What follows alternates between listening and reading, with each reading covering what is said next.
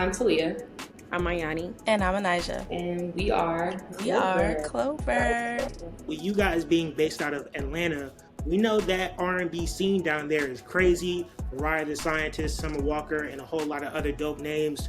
For y'all, what does it mean to be a part of that scene now as Clover? And what do you guys want to add to the Atlanta R&B scene? I would definitely say the things that we want to add.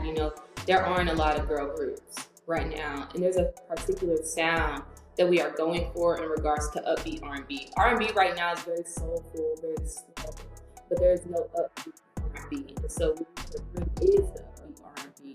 Girl groups back in the 90s was upbeat R&B and slow, but because we're in an era where everything's kind of a slow, soulful R&B, we're like, well, we need upbeat R&B songs, and what better way to do that than bringing that through our own music. And so being in Atlanta and being in what they say the Black Hollywood, around all the amazing artists out here, you don't want to confine down to one sound because that's what everybody else is doing. We're kind of like, well, how can we separate ourselves? And that's definitely one of the ways that I would say for sure down here in Atlanta is doing upbeat R&B music, but still soulful, still tasteful, still acknowledging the modern sound that is R&B today.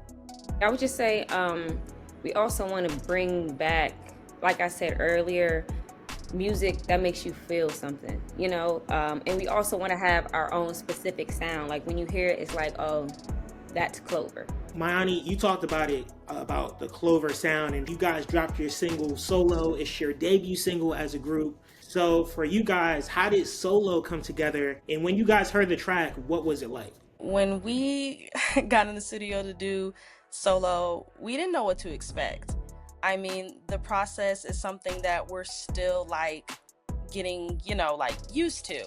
And so when we got in there, we heard the beat and we all sat together, we started just writing things that we were like, okay, what do we want this song to emulate? What do we want people to feel when they hear this?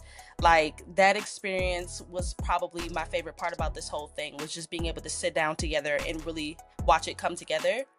And then hearing it all come together for the first time after it was mixed and mastered and all of that, it was very surreal.